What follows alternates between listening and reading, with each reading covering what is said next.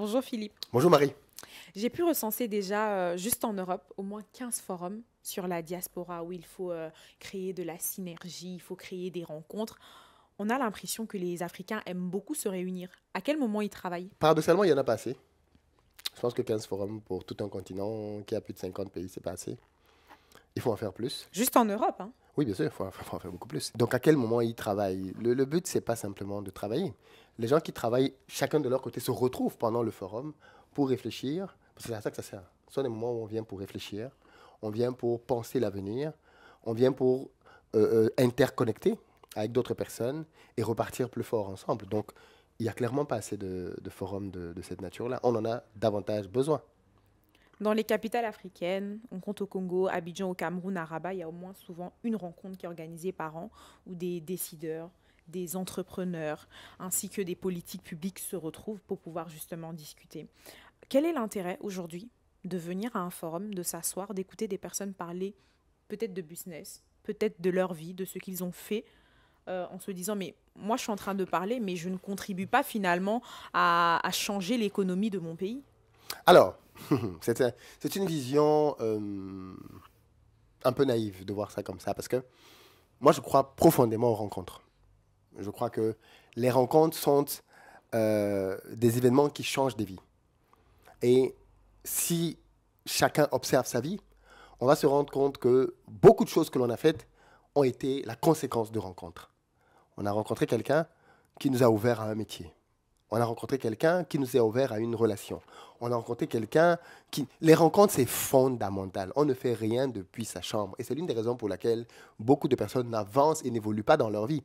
Parce qu'ils ne rencontrent pas assez de gens. Il faut aller à la rencontre des gens. L'être humain, c'est un être social. C'est un être qui a besoin de connecter avec d'autres personnes, qui a besoin de pouvoir apporter aux autres ce qu'il a et recevoir des autres.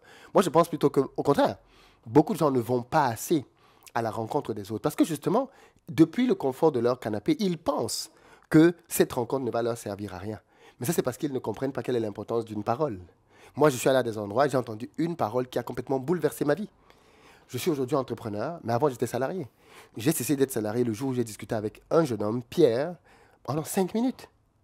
En 5 minutes, et ce jour-là, c'était pendant la pause. J'avais rendez-vous avec lui, on allait à une rencontre.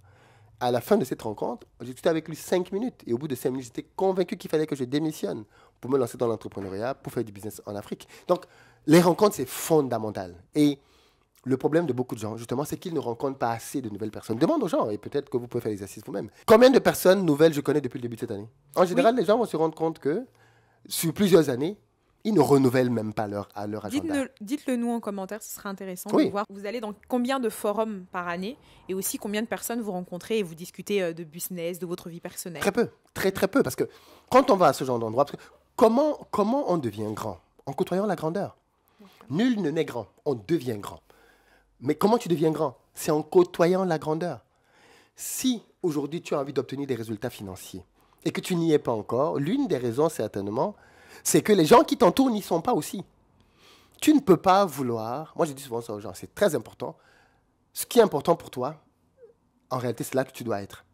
Je vais donner un cas de figure simple. Si pour toi, prenons un cas de figure trivial, les relations, parce que beaucoup de gens disent souvent, oui, mais moi j'attends de ma femme ou de mon mari, j'attends de mon mari qu'il soit entrepreneur. Tu ne peux pas dire que tu attends de ton mari qu'il soit entrepreneur comme étant une caractéristique principale et tu veux le rencontrer à la mosquée. Non. Là-bas, tu vas rencontrer un prieur. C'est important de définir clairement les critères les plus importants. Si pour toi, l'un des critères les plus importants, peut-être le critère plus important, c'est que ce soit quelqu'un qui est en bonne santé et qui aime faire du sport, c'est à la salle de sport que tu vas le rencontrer. Ce n'est pas à l'église. Et c'est important que les gens comprennent ça parce que comme les gens ne comprennent pas ce genre de connexion, ils ne réalisent pas qu'ils vont perpétuellement faire des erreurs dans leur vie. Ça veut dire que si tu veux t'améliorer financièrement, ce n'est pas en restant dans ton boulot ou dans tes études classiques que tu vas rencontrer les personnes qui vont te permettre de franchir les pas. Ce n'est pas là. Il faut que tu ailles à des endroits où tu peux les rencontrer. C'est où ces endroits? Dans des forums, dans des événements business. C'est là où tu vas rencontrer les gens qui parlent d'argent. Moi, j'organise des événements et il y a des couples qui se sont faits pendant mes événements. Et je dis toujours que si pour toi, le business, retournant en Afrique, c'est quelque chose d'important, eh bien, va à des endroits là où des gens ont ce centre d'intérêt et tu vas connecter avec des gens là-bas et vous allez faire des choses ensemble. Donc, les rencontres, les événements, les forums, c'est fondamental. Maintenant, Est-ce que c'est parce que les forums sont fondamentaux que le contenu qu'il y a dans les forums est bon? Ça, c'est une autre question. Tous les forums ne se valent pas, on est d'accord. Parfois, c'est On va y proche d'une venir en perte de plus. temps. Mais, en soi, le principe de dire qu'il faut aller à des événements dans lesquels on parle de quelque chose, une thématique et autre, c'est acté, il faut le faire. Combien de forums vous faites par année? Par exemple, vous essayez d'aller à quel type de forum? Alors, Parce que vous avez parlé du contenu, justement. Donc, ça veut dire que pour vous, c'est important oui. d'aller dans des foires, dans des forums où il y a vraiment de la consistance. Alors, aujourd'hui, je vais faire peu de forums. Je D'accord. vais faire 2, 3 forums par an. Mais, je vais faire beaucoup de rencontres. Parce que, une fois de plus, le but du forum, c'est quoi? Rencontrer. Pour moi, c'est d'aller rencontrer des gens, c'est d'aller discuter avec des gens, c'est d'aller apprendre des choses. Eh bien, si je ne peux pas être au forum pour faire ce genre de choses, je vais quand même m'arranger à rencontrer ces gens. Et c'est ça où ça va être intéressant, c'est que ces gens-là, je peux les rencontrer de différentes manières. Aujourd'hui, j'ai un réseau assez vaste qui fait que je peux rencontrer beaucoup de monde. Donc, je m'arrange quand même à rencontrer beaucoup, beaucoup de gens pendant l'année, de telle sorte que les carences que je peux avoir, je vais aller les chercher à gauche, à droite. Mais je fais quand même 2, 3 forums. Je fais quand même 2, 3 forums dans lesquels je vais toujours aller parce que je sais que je vais y apprendre et rencontrer les gens qui vont m'aider à aller plus loin. J'ai vu dans plusieurs vidéos des personnes justement dire les Africains, on aime trop parler, on aime trop se réunir pour aller à des forums. Vous avez parlé justement de la consistance, de vraiment de l'intérêt d'aller dans des forums où c'est intéressant. J'aimerais savoir quelle est la différence aujourd'hui entre le rendez-vous de Back to Africa et par exemple celui de tous les forums européens qu'on organise chaque année. Oh non, non, non, là, il ne faut pas comparer en toute modestie Back to Africa et les autres forums. Non, je rigole. C'est parce qu'on a pensé à un événement avec pour but de venir répondre aux plaintes que les gens ont. Parce qu'en fait, quand les gens se disent, oui, mais les Africains aiment trop parler, ainsi de suite, non. Ce qu'ils veulent dire, c'est qu'ils veulent des événements qui initient de l'action.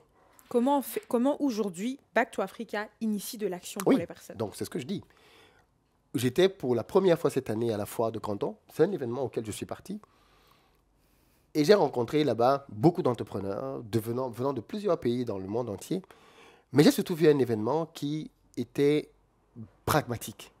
Quand on va à la foire de Canton, c'est pour faire du business. On arrive à cette foire, on a des entreprises chinoises qui sont là et qui vous proposent leurs prestations, de travailler avec vous, ainsi de suite. Je me suis dit, mais c'est peut-être ce volet-là qui manque à nos événements. Parce que nous faisons souvent des événements dans lesquels les gens viennent uniquement pour parler. Mais attention, comme j'ai dit tout à l'heure, il y a des paroles qui changent. Parce qu'en fait, il ne faut pas non plus donner le sentiment que parler, ce n'est pas assez important. Le langage est le moyen par lequel on communique par excellence. Sur le média Investir au pays, on apporte de la valeur aux gens en parlant. À l'école, on a appris des choses au travers de quelqu'un qui parlait, c'était le prof. Donc, il ne faut pas donner l'impression aux gens que parler en soi, ce n'est pas suffisant pour changer des vies. Si. En parlant, on enseigne. En parlant, on éduque. En parlant, on transforme les gens.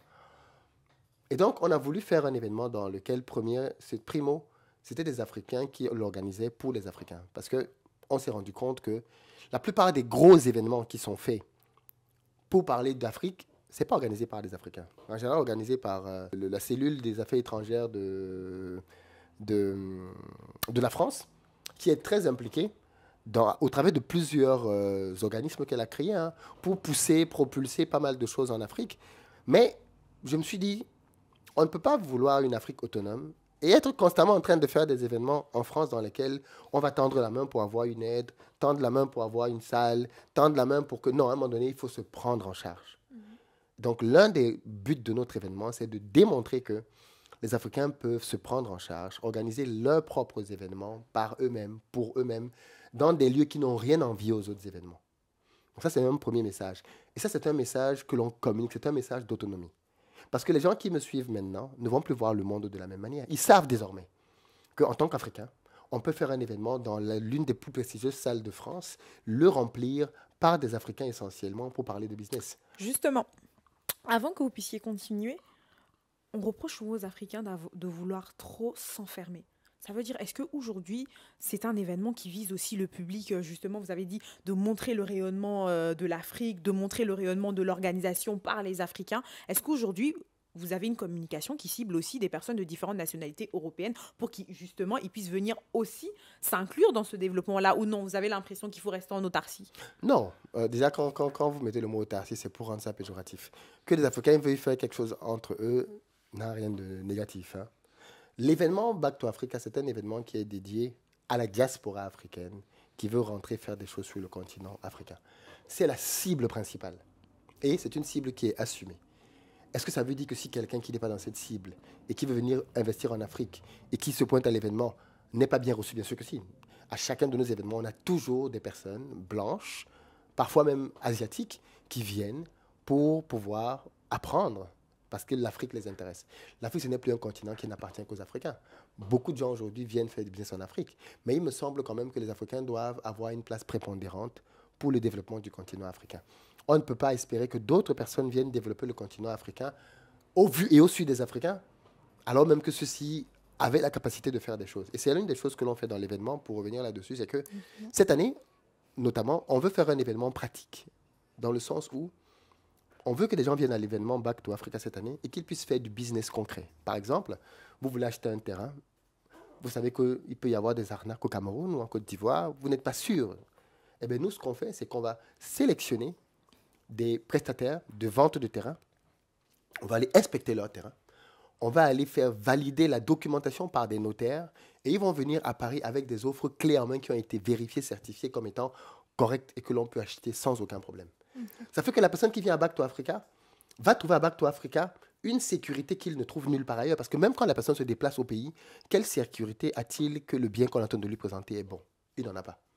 Ici, des acteurs qui connaissent bien le business en Afrique, qui ont l'habitude de faire du business en Afrique, sécurisent l'opération et la mettent à disposition. On va le faire pour des terrains, on va le faire pour plein de choses. Et les gens pourront venir et uniquement acheter.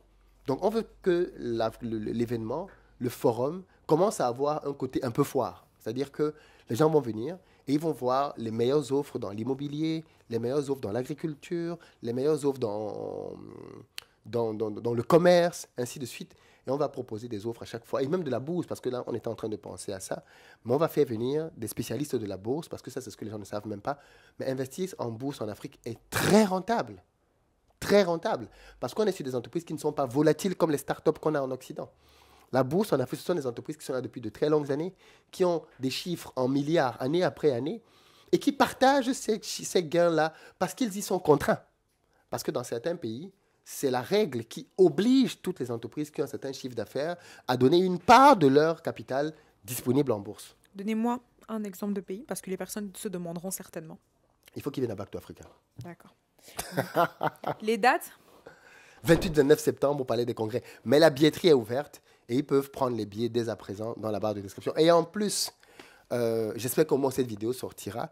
Il y aura encore la possibilité d'avoir des tickets à 150 € au lieu de 300. Parce qu'on a un certain nombre de places réduites que l'on liquide. Mais quand le nombre de places sera arrivé, on va simplement augmenter les prix. On l'espère pour vous. On a constaté justement que les personnes ont besoin d'échanger, de se rencontrer, de discuter pour contribuer à ce développement économique de l'Afrique qu'on cherche tant, du continent. Hein. Aujourd'hui, quels sont les 3 leviers selon vous pour contribuer au développement de l'Afrique? Les 3 leviers peut-être qui manquent à certains pays africains pour réellement atteindre un bon seuil économique. Numéro 1, la bonne gouvernance. D'accord. Je pense que c'est la base. C'est la base qui va tout accélérer parce qu'il y a beaucoup d'initiatives aujourd'hui en Afrique. Mais on a un problème de leadership, on a un problème de bonne gouvernance. Il y a beaucoup de corruption encore présente dans beaucoup de nos États. Elle est connue et parfois on a le sentiment qu'elle n'est pas combattue avec l'énergie que ça demande. Donc, numéro 1, je dirais, la bonne gouvernance. Mais en quoi la bonne gouvernance impacte aujourd'hui les entrepreneurs, par exemple? Parce que certaines personnes se disent que... On a dit top 3 pour... La question, c'était top 3 pour développer un pays. Oui. Donc, numéro 1, il faut qu'il y ait une bonne gouvernance. C'est le numéro 1, je ne vais pas dire que c'est le seul. Ah. Numéro 1, il faut qu'il y ait une bonne gouvernance. Numéro 2, il faut que les pays deviennent, et la bonne gouvernance y contribue, attractifs pour pouvoir attirer les investisseurs. D'accord. C'est le deuxième point. Parce qu'un pays est développé par des investisseurs, par l'investissement, interne et externe. Donc la deuxième chose, c'est qu'il faudrait que nos pays soient beaucoup plus attractifs. Mais cette attractivité demande de travailler un certain nombre de composants. La justice. Il faut que la justice soit impartiale. Si je viens mettre mon argent dans ton pays et que j'ai un problème, il faut que tu juges et que tu donnes raison à celui qui a raison. Pas à ton frère parce que vous êtes du même village. Tu dois juger et donner raison à celui qui a raison. Point. Comme ça, on sait que ton pays est un pays dans lequel les institutions jouent réellement leur rôle. Donc la justice va jouer un rôle important. Qu'il y ait une véritable répression contre la corruption. Il y a la corruption dans tous les pays au monde. Mais on a le sentiment que dans beaucoup de nos pays, il n'y a pas assez de répression face aux corrompus. Parce que parfois, même on attrape les corrompus. Ou alors, on sait que telle personne ou tel service est corrompu. Mais derrière, il n'y a pas la répression qui va avec pour dissuader les gens d'aller vers ce chemin-là. Un, la bonne gouvernance. Deux, mettre sur pied des mesures qui facilitent le doing business, qui donnent envie aux gens de venir faire du business. Parmi ces mesures, il faut des facilités fiscales qui se disent que si je viens investir, par exemple, le Ghana a fait ça récemment. Aujourd'hui, le Ghana a, dans l'enceinte du pays, plusieurs constructeurs de véhicules. Volkswagen, je crois que c'est Nissan, Toyota. Enfin, il y a 7 ou 8 constructeurs de voitures quand même maintenant au Ghana qui sont là parce que l'État du Ghana a simplement décidé d'avoir une politique fiscale très avantageuse dans laquelle elle leur disait, si vous venez travailler au Ghana et que vous assemblez les véhicules sur place, vous avez 5 ans d'exonération d'impôts, 5 ans d'exonération de taxes, qui peuvent aller à 10 ans si vous faites ci, si vous faites ça. Eh bien, bingo. Les compagnies se disent, OK, dans ce pays, il y a une population d'une trentaine de millions d'habitants. Il y a une sous-région avec la libre circulation qui va bientôt être là. Le Ghana peut devenir un hub au travers duquel on va pouvoir alimenter les autres pays de véhicules. On y va. Donc, bonne gouvernance, doing business, donc de l'incitation pour que les gens viennent faire du business dans le pays, donc avec un ensemble de mesures, comme je dis, qui peuvent toucher vraiment beaucoup de choses. Et puis, le troisième pilier, je pense, sur lequel il faudrait mettre vraiment beaucoup d'accent, c'est l'éducation. L'éducation. Il faut que tous les efforts soient mis pour que l'Afrique rattrape son retard sur le plan éducationnel par rapport aux autres continents. L'éducation est la base de tout. Aujourd'hui, les Africains ne savent pas fabriquer des montres alors que d'autres vont sur la Lune. On a un retard abyssal. Et demain, ce retard va aller en se creusant davantage à mesure que l'on va retarder, à mesure qu'on va perdre du temps. Il faut qu'on commence à enseigner très rapidement en Afrique l'intelligence artificielle, ainsi de suite. Ces choses-là doivent rentrer dans les programmes académiques assez rapidement. Ça demande des investissements colossaux, mais c'est le seul chemin par lequel l'Afrique peut réellement rattraper son retard. C'est qu'elle ait en son sein, non pas un déficit, parce que l'Afrique n'a pas un déficit d'intelligence. Moi, je fais partie de ceux qui croient que les intelligences sont à peu près réparties équitablement sur la planète. Il y a des intelligents en Asie, en Amérique, en Europe et en Afrique. Mais pour que cette intelligence brille, il faut qu'elle ait les infrastructures.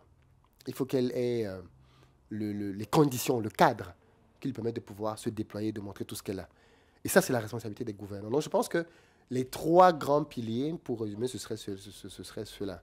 1, pour revenir dans l'ordre, enfin, du 3e au 2e. Donc, j'ai dit l'éducation, la bonne gouvernance. Non, pas la bonne gouvernance.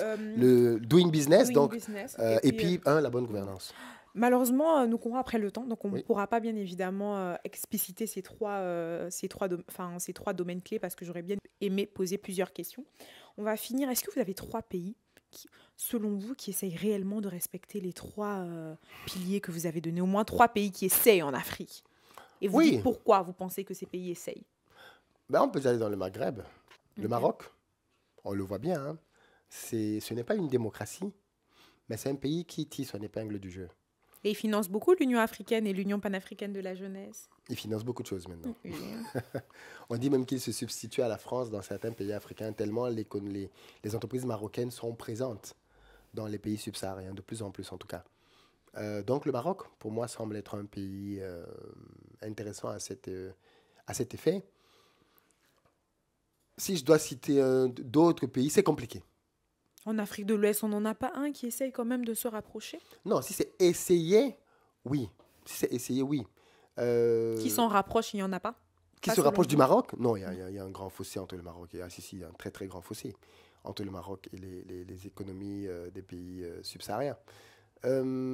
J'aurais dit, mais c'est trop loin de nous, j'aurais dit l'Afrique du Sud. D'accord. C'est trop loin de nous pour être pris comme exemple. Peut-être le Botswana. C'est vrai. C'est un pays dont on ne parle pas souvent. Pourquoi le Botswana? Le Botswana, c'est vrai que c'est un petit pays, un peu plus de 2 millions d'habitants. Mais c'est un pays qui a de très bonnes infrastructures. Comme c'est peut-être anglophone, les gens ne s'intéressent pas beaucoup. C'est un pays qui a de très bonnes infrastructures. C'est un pays qui a une ressource qui est très précieuse, c'est le diamant. et qui le gèrent plutôt de manière assez intéressante. Ils ont par exemple gagné leur bras de fer contre De Beers. De Beers, c'est le numéro 1 mondial de diamants, qui prend ses diamants au Botswana. Aujourd'hui, les Botswanais se sont arrangés pour que, justement, le diamant qu'on trouve au Botswana soit transformé au Botswana, qu'il soit vendu au Botswana pour le reste du monde. Ça, c'est juste exceptionnel.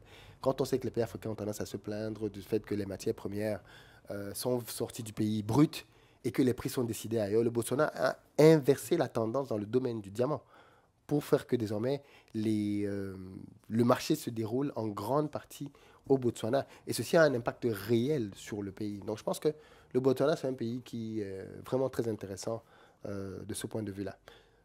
Dernier pays, il y a des petits problèmes là-bas maintenant, mais j'aurais dit l'Éthiopie. Ok, quel type de petits problèmes? Enfin, un petit problème, c'est juste qu'on a des sécessionnistes en Éthiopie, des gens qui veulent que le pays soit partitionné en deux, et le gouvernement aujourd'hui leur fait la guerre. Donc à partir de là, forcément, le miracle économique éthiopien se retrouve impacté, parce qu'il faut savoir qu'aujourd'hui, l'Éthiopie, qui hier était l'un des pays les plus pauvres au monde, aujourd'hui est dans le top, je crois, 5 des pays les plus riches d'Afrique. Et la courbe ne fait qu'augmenter. Donc l'Éthiopie, c'est vraiment un puissant en devenir. Et ça démontre bien qu'il n'y a pas de fatalité. D'accord. On va faire une petite transition. Étant donné qu'on a parlé de l'économie, on sait qu'il faut développer l'Afrique, mais ce sont les Africains qui vont développer cette Afrique grâce aux entreprises. Vous avez parlé justement du Doing Business en deuxième partie. Et vous avez l'événement Back to Africa, oui, le 28-29 septembre. Oui. Il y a Léonel Ngué qui a une question pour vous. Oui. Alors, sa question. Ma question que je pose ici, quelles sont les implémentations que vous avez faites en Afrique subsaharienne, peu importe le pays, après les 2 événements Back to Africa? Alors, je pense que les gens ne se rendent juste pas compte. On dit les arbres poussent en silence. Et beaucoup de gens veulent que l'on fasse beaucoup de bruit.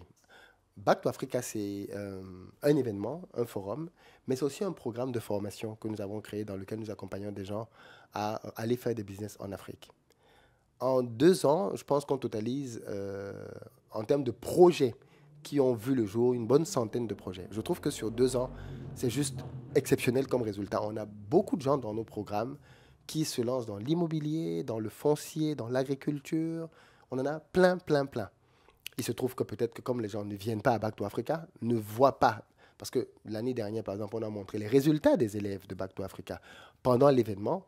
Ils se disent que peut-être que c'est juste un événement dans lequel on vient parler, mais c'est un événement pragmatique dans lequel on veut justement continuer d'inciter les Africains à rentrer faire du business sur le continent. Donc c'est un événement qui crée des bébés, qui impulse de nouveaux leaders à aller lancer aussi des projets sur le continent africain. Il y en a plein. De temps en temps, il peut arriver que je fasse une vidéo pour mettre en évidence ou en lumière le travail de quelques participants du programme, mais c'est un programme sur lequel nous avons bon espoir d'avoir dans les prochaines années de plus en plus de personnes que l'on va accompagner pour se lancer en Afrique. La billetterie est ouverte juste en description et vous avez aussi la possibilité de voir beaucoup de témoignages sur backtoafrica.fr. Merci. De rien. Philippe.